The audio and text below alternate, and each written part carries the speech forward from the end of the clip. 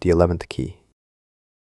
I wasn't planning on looking into a ghost floor, but a few weeks ago, a series of posts popped up on an urban legends forum I follow. The thread was titled, "My apartment building has an 11th floor. It's not on the elevator." Most big buildings don't have a 13th floor, superstitions and all. But this was stranger. The users claimed the building had 10 listed floors, no elevator button for 11, no access from the stairs. And yet, late at night, they'd all heard footsteps above them. Furniture dragging. Someone pacing. One person wrote, "It's like someone living up there. But there's no up there." Another user replied, "I heard the pipes knock up there all night. But I live on the top floor." There were no photos, no specific building name. But the forum's IP logs placed every post in Dallas, so I booked a flight and headed there. Only one person agreed to talk in person, a woman named Anne, who lived on the 10th floor of an apartment complex in the deep Elyum area. She met me in a coffee shop a few blocks away, button cardigan, paper cup of Earl Grey, and a nervous look. She started talking as soon as we sat down. I know how this sounds. Trust me, I do.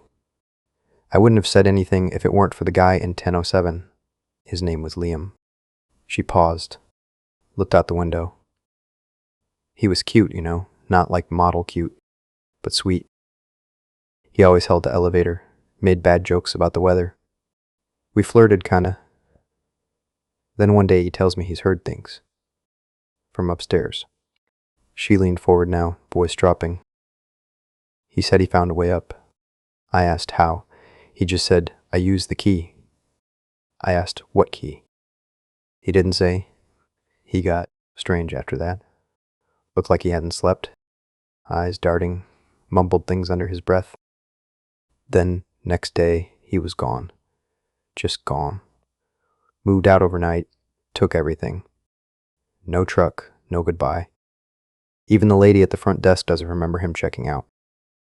Anne gave me the address. A gray concrete structure with mirrored windows, bland as they come. 10 floors listed on the elevator panel. I rode up to the 10th. The hallways were empty. Industrial carpeting, beige walls. It felt stagnant. The kind of place where time flattens. In front of 1007, I stood still. I could almost feel Liam's absence, like an empty chair pulled back from a table. I pressed my ear to the door. Nothing. I stayed a few more hours, watching, listening. Around 2:17 a.m., I heard it. A slow dragging sound. Something heavy, long, like a couch being pulled across the floor. Then, soft, deliberate footsteps above me. I checked the stairwell. 10 floors, nothing more. No ladder, no locked doors. And yet, the sounds continued, measured and real. Over the next few days, I messaged the other forum users again. One of them responded, "It's not always there." The hallway, I mean. But I've seen it once. I dreamt I was walking to the trash chute and the hallway kept going. It turned left, where there should have been a wall, and I walked right into the 11th floor. They claimed it was dim, with identical doors, no numbers. The carpet was wet. It smelled like burnt plastic and rosemary. The lights were all flickering. Every door I tried was locked, except one. That's where the message stopped. When I wrote back, the account was deleted. I tracked down a former maintenance worker through LinkedIn. He didn't want to talk at first, but after some persistence and a bribe in the form of an expensive whiskey, he admitted something odd. There's a hatch, top of the stairwell. We never used it. The building plans say there's ductwork up there, but I swear it leads somewhere else. I opened it once. It wasn't ducts. Just a dark hallway going off into the building's roof. Didn't feel right. He quit the following month. 3 nights after I arrived, a padded envelope slid under the door of my motel room. Inside, a bronze key, old-fashioned. Stamped on the back were the numbers 11. No note. No return address. I didn't use it. I thought about it, sure. I even returned to the building, rode the elevator up, held the key in my palm, felt its weight. But something in me refused to try the hatch. Maybe I was scared.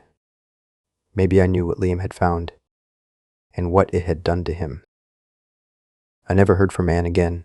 Her apartment still occupied, but by someone else. They didn't know her name. Said the last tenant left without giving notice. Liam? Still no trace. The building is still there. Still 10 floors, officially. Still standing in plain sight. I keep the key in my desk drawer. Sometimes I take it out, let the light hit the number. Wonder what door it really opens. Some places weren't built. They were uncovered, layers beneath layers, like a nesting doll of the world we know. If you ever find yourself in Dallas and you hear footsteps coming from above when you're already on the top floor, don't go looking for where they lead. Some doors stay closed for a reason. If this stuff keeps you up at night, hit subscribe. And if there's a story on your mind, I might already have it filed.